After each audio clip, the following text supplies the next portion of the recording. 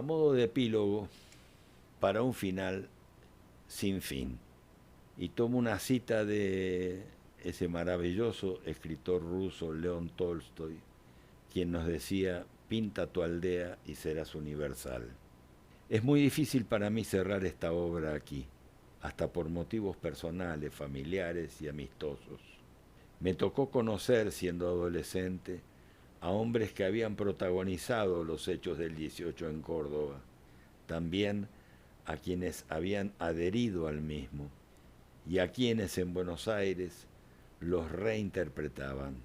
Siempre tuve la convicción que entre los hechos y las versiones de los mismos solía haber distancias a veces insalvables y que el reformismo de mi juventud, a fines de los años 50, expresaba más lo que yo quería ver que lo que había sucedido.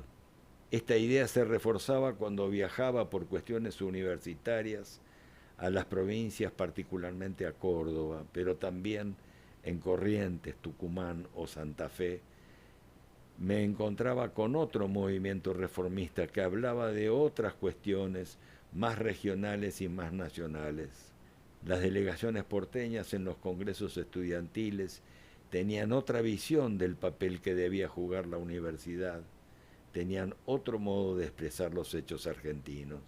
Quizá por mi origen provinciano me sentía más próximo a los delegados del, entre comillas, interior. Recuerdo una ocasión en que, como parte de un fuerte debate, un delegado mendocino le aclaró a un compañero de Buenos Aires que él no era del interior, sino de Mendoza. Para mí tuvo el carácter de una revelación. Eso era lo que yo venía sintiendo. Pero luego, tirando de ese cabo, advertí que había una enorme distancia entre la visión nacional según desde donde se la mirara. Me tocó vivir los hechos de Corrientes en 1966 y luego durante semanas enteras el ataque al Hospital de Clínicas en Córdoba, las movilizaciones callejeras, el empalme de las columnas estudiantiles con las obreras que venían de Ferreira, y tuve la certeza que allí volvía a suceder algo que continuaba historias. Vi mucha provincianía en el cordobazo, jóvenes con otras historias, dirigentes que hablaban otro idioma, que venía de lejos, y a la vuelta de los años también leí, entre comillas, interpretaciones de aquellos sucesos históricos vividos personalmente por mí, que poco daban cuenta de los hechos históricos. No se puede entender a Córdoba y el centro del país sin bucear primero en sus historias muy previas a las del Río de la Plata. No son atrasadas, como se suele escuchar, ni lo provinciano es una mirada primitiva sobre la realidad argentina. Cuando se dice que las provincias son previas a la nación, no se hace referencia a un tema cronológico institucional. Se dice que 14 provincias previas a la organización nacional decidimos construir un país federal donde las historias, habitantes, realidades, paisajes tuvieran en común esa nacionalidad identificatoria. La reforma universitaria es parte y producto de eso previo. Tampoco veo a la reforma universitaria como un hecho curioso del pasado, más bien parece que se trata de algo que no conviene mucho traer a la luz. En el 2018 se cumplió su primer centenario y se esperaba fuera recordado.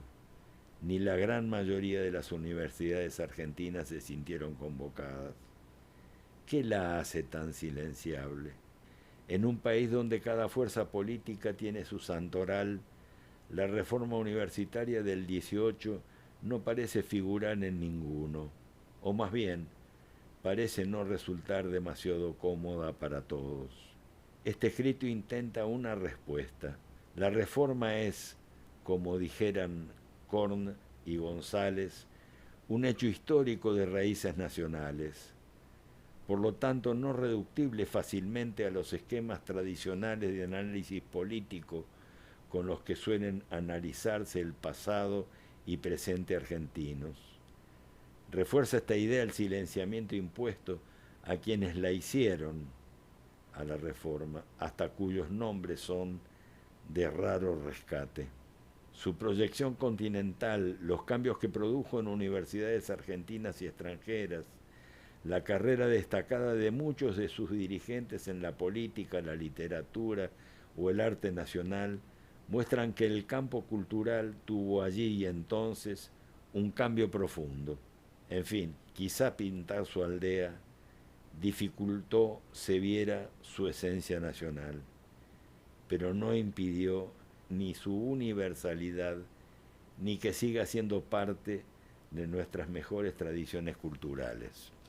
Hasta aquí llegué y solamente me queda el agradecimiento a los que han llegado a escuchar esto.